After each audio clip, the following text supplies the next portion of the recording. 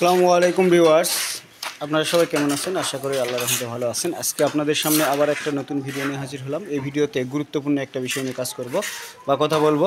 তো আশা করি এই গুরুত্বপূর্ণ বিষয়টা আপনাদের অনেক উপকারে আসবে। তো কথা না বাড়িয়ে চলে যাওয়া যাক কাজের কথাতে। তো আপনারা স্ক্রিনে দেখতে পাচ্ছেন যে পিলারের দুই পাশে দুটা ইট বসানো আছে। এই যে এই একটা এবং এই একটা, এই দুটা ইট কী জন্য বসাইছি দেখেন। এখান থেকে ধরে এই যে দরজার যে একটা মাপ আছে, মোটামুটি ম্যাক্সিমাম স্ট্যান্ডার্ড একটা মাপ 42 বা 43 বা কিছু কম বেশি হতে পারে বিল্ডিং অনুপাতে, যে যেরকমভাবে মাপটা রাখুক না কেন, যতটুকুই দরজা রাখুক।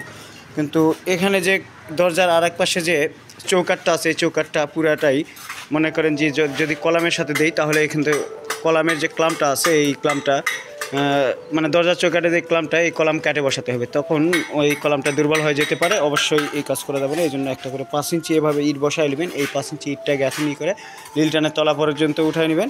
নেওয়ার তারপরে উপরে 7 ফিটে ডাউন স্ল্যাব লিলটান যেটাই হোক দিবেন।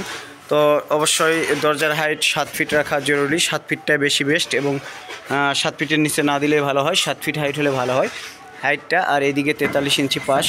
তো বুঝতে পারছেন যে আসলে সঠিক নিয়মটা কি। তো ভিউয়ার্স, আমার এই যে দাদা মিলন দা গাঁথনি করতেছে, উনি ভালো মিস্ত্রি। আপনারা এর আগে আমার চ্যানেলে ওনার ছবি দেখছেন মনে হয়, না দেখলেও উনি মিস্ত্রি হিসাবে ভালো। আসলে আমার ভাস্তা, উনিও মিস্ত্রি হিসাবে ভালো। এই এখানে আমার আর এক ভাস্তা আছে, ফিমেল ভাস্তা। একদিন কাজে তো আসে, 6 দিন করে মনে করেন আসেন না। আর আমার এই যে ছোটো ভাই মাশাআল্লাহ কাজকাম গাবি করে না, কিন্তু মাঝে সাথে একটু দুষ্টামি করে। আর এই যে আমার আর এক ছোটো ভাই আছে, উনি একাই আজকে 4 জনকে জোগাড় দিচ্ছে মশলার আলু। তো মোটামুটি একটু লেবার শর্ট, এই কারণে আজকে অনেক কষ্ট হচ্ছে মনে হয়। তো মাশাআল্লাহ উনিও ভালো কাজ করে।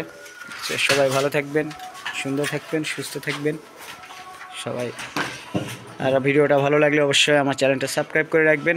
নেক্সট আরও নতুন নতুন ভিডিও নিয়ে কাজ করতেছি, সেই ভিডিওগুলোর জন্য।